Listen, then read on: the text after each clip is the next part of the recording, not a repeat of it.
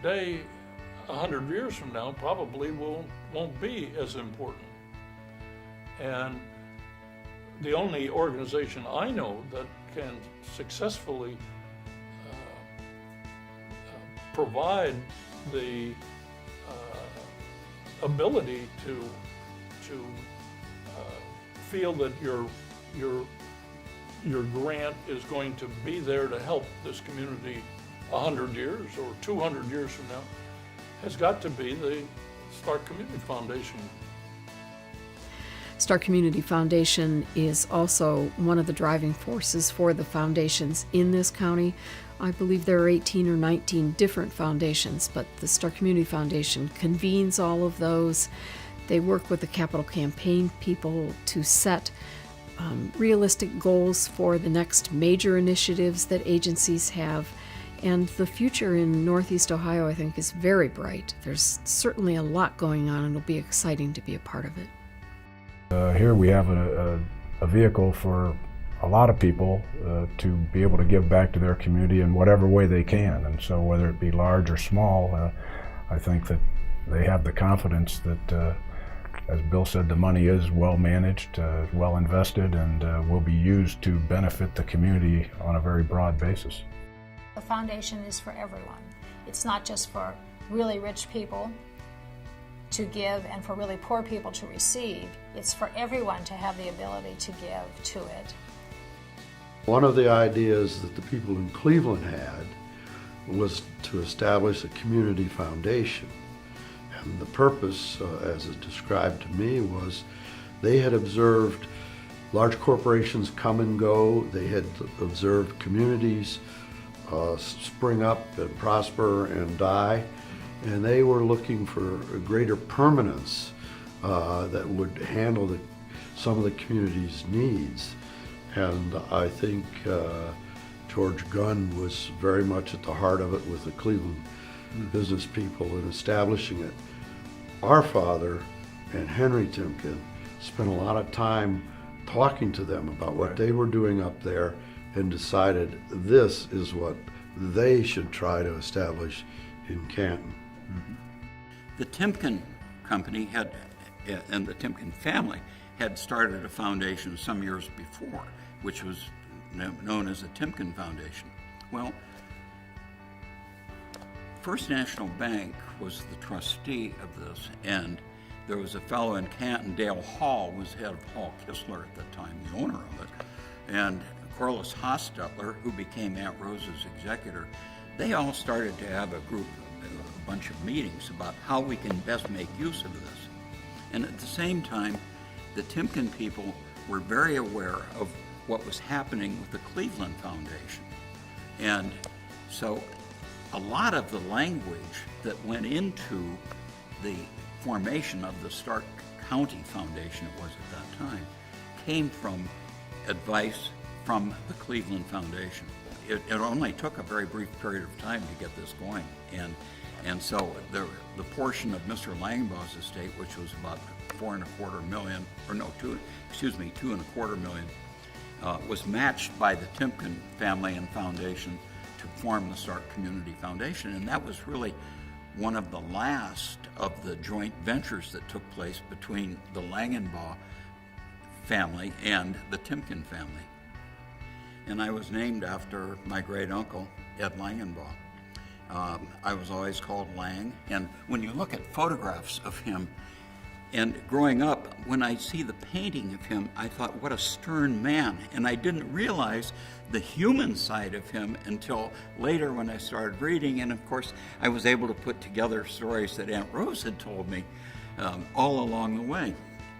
He was a leader, and he was an organizer of talent, and whether that was from the standpoint of the employees of his companies or whether it was his associates business-wise, he had the ability to bring people together.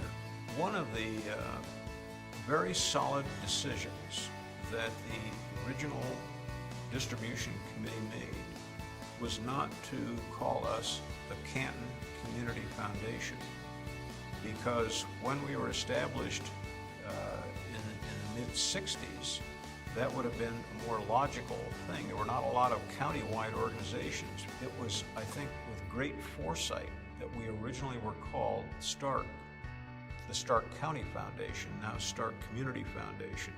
And I think we've worn that badge well.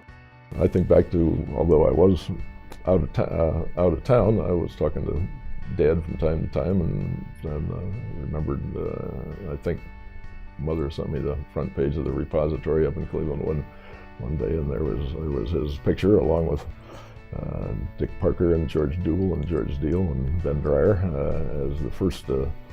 as a member of the first distribution committee of the foundation. And I asked him later on, I congratulated him on getting another non-paying job, and asked him why, what that was all about, and he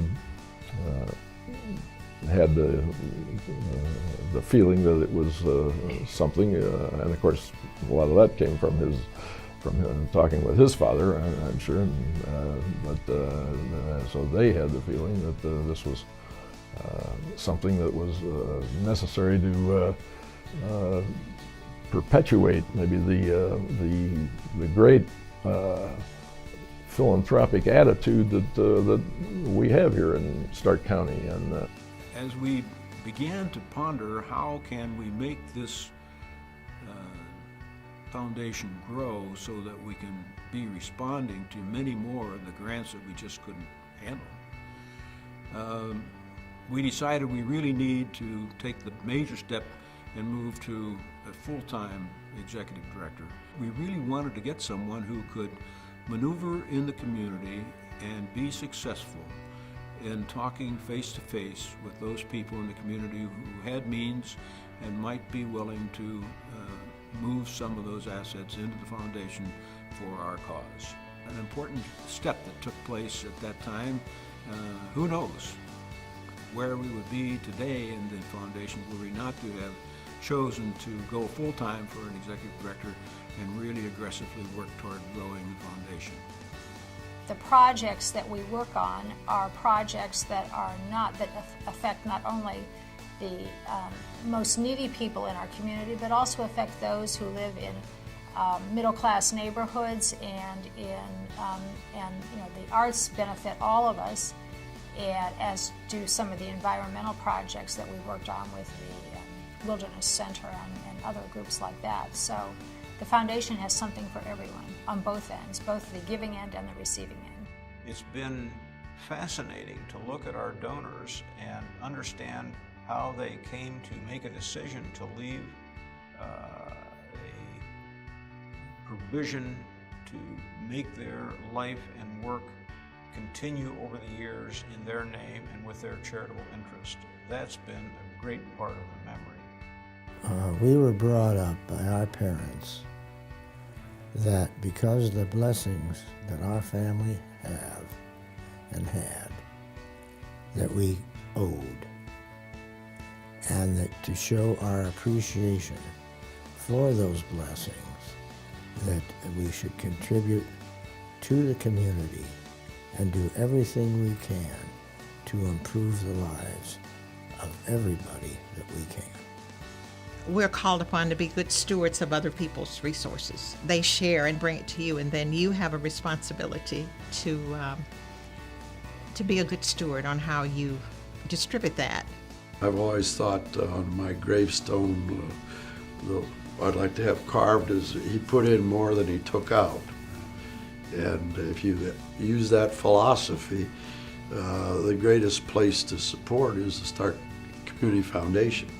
Stark Foundation is controlled locally by local people who understand the community's needs, and they try as much as they can to keep trimming out things that are no longer appropriate, that aren't a problem anymore, so that you can use those assets on the ones that are. And I think that's one of the greatest successes of the Stark Foundation and its people. They know what's going on at the local level in the community. The Stark Community Foundation, in my view, has remained the center of, I think, enlightened community interest And therefore, if you might not have the time to study everything about your community, you could have confidence that the Stark Community Foundation has studied the needs of the community and has a good game plan. And therefore, if you want to be effective, don't do it piecemeal. Do it through the Stark Community Foundation, and I think it will be effective. We reached $100 million that we've given out to the community. And, that started with $4.5 million 50 years ago. My goodness, I mean, this shows what we can do. I think it's one of the key anchors for the next 50 years for this community. And I'm very happy that it's there. I wish it was funded even more.